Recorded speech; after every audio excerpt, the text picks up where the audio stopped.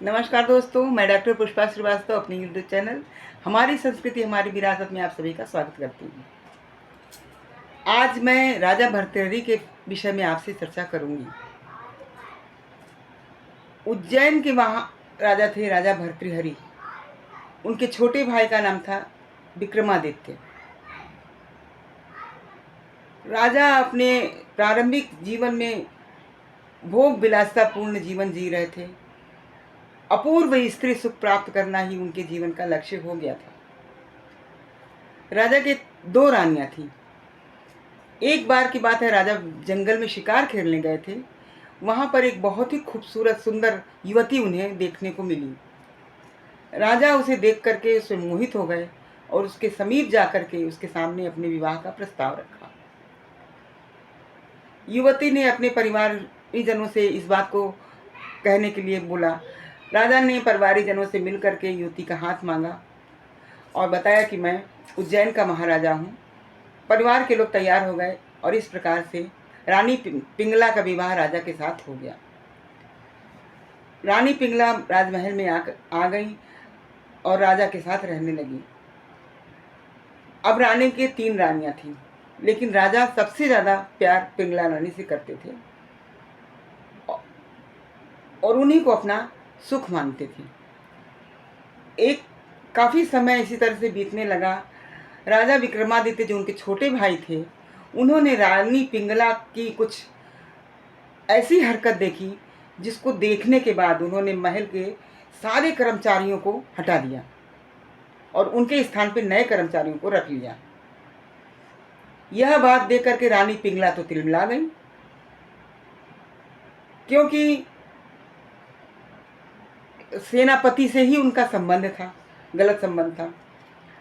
रानी पिंगला ने तत्काल जाकर के राजा से शिकायत किया कि आपके भाई ने ऐसा ऐसा किया है कि राजमहल के सारे कर्मचारियों को हटा करके नए कर्मचारी रख दिया और ये बात अच्छी नहीं है।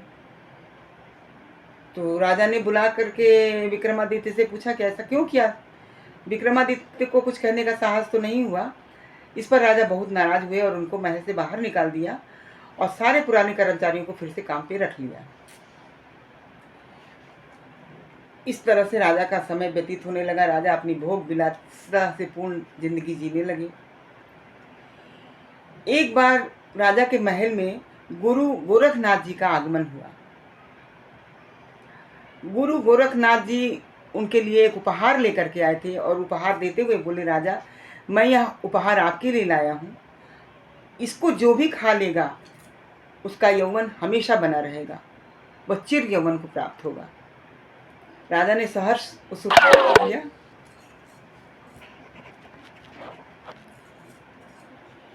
उस उपहार को ले लिया और रख दिया अपने घर पे, राजमहल में उसको रख दिया और ले जाकर रानी पिंगला को दिया और कहा, आप इसको तत्काल खा लीजिए कि आपका यौवन बना रहेगा, आपका सुख ही मेरा सुख है।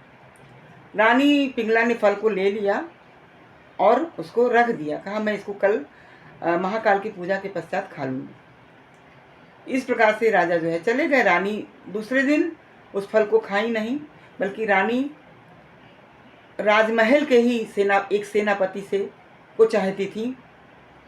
सेनापति उनके पास जब आए तो रानी ने उस फल को सेनापति को देते हुए कहा कि सेनापति, आप इस फल को खा लीजिए, आप चिर यौवन तक बने रहेंगे, आपका यौवन बना रहेगा।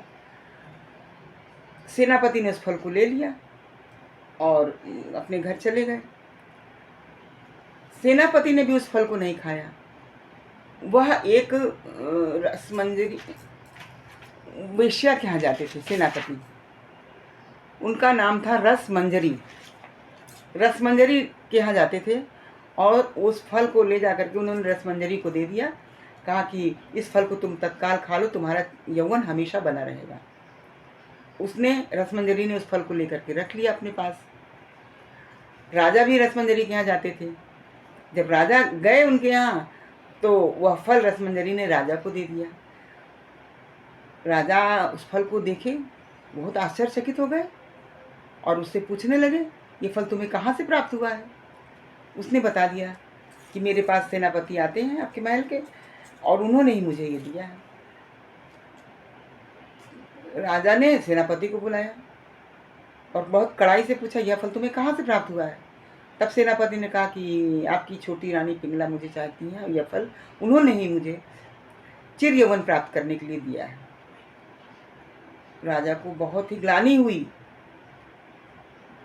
राजा रानी को बुलाया, पिंगला को बुलाए और पूछने लगे कि रानी, मैंने जो आपको फल दिया था क्या आपने उसको खा लिया था? रानी पिंगला झूठ बोल दी, हाँ मैंने खा लिया था। राजा ने फल दिखाते हुए कहा, ये फल मेरे पास है, आपने कहाँ खाया इसको? तब रानी पिंगला रोने लगी और सारी बात बताया उन्होंने कि मैं आप ही के सेनापति से प्यार करती हूँ राजा, और ये फल मैंने उन्हीं को दिया था। सेनापति ने उस फल को वेश्या को दिया, वेश्या ने राजा को दिया। इस प्रकार से वह फल लौट करके फिर राजा के पास आ गया। मित्रों, यह इतनी बड़ी घटना थी कि इसी घटना के बाद राजा भर्तृहरि को वैराग्य हो गया। उन्होंने अपने नीति श्लोक में बहुत धिक्कारा है, अपने को धिक्कारा है, अपनी प्रेमिका को धिक्कारा है, पिंगला को धिक्कारा है, यहाँ तक कि कामदेव को भी धिक्कार बोला है, और बहुत ही पश्चाताप किया। उन्हें वैराग्य हो गया और उन्होंने विक्रमादित्य को, जिसको महल से निकाल दिया था, उनको बुलाया, उनसे क्षमा मांगी और सारा राजकाज उनको सौंप करके तपस्या करने के लिए चले गए। उज्जैन में ही वो स्थान आज भी है, एक छोटी सी गुफा, जिसमें राजा जा करके तपस्या करने लगे और 12 वर्षों तक राजा ने तपस्या किया है। अब इसी समय में उन्होंने 3 शतक लिखा है, 3 पुस्तकें लिखी हैं। पहला नीति शतक, दूसरा श्रृंगार शतक और तीसरा वैराग्य शतक।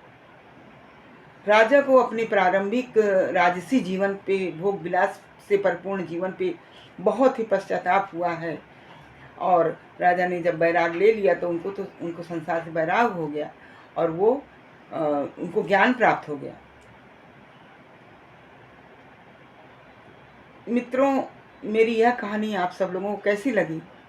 यदि अच्छी लगी हो तो आप लोग इसे लाइक सब्सक्राइब ज़रूर करिएगा। धन्यवाद मित्रों।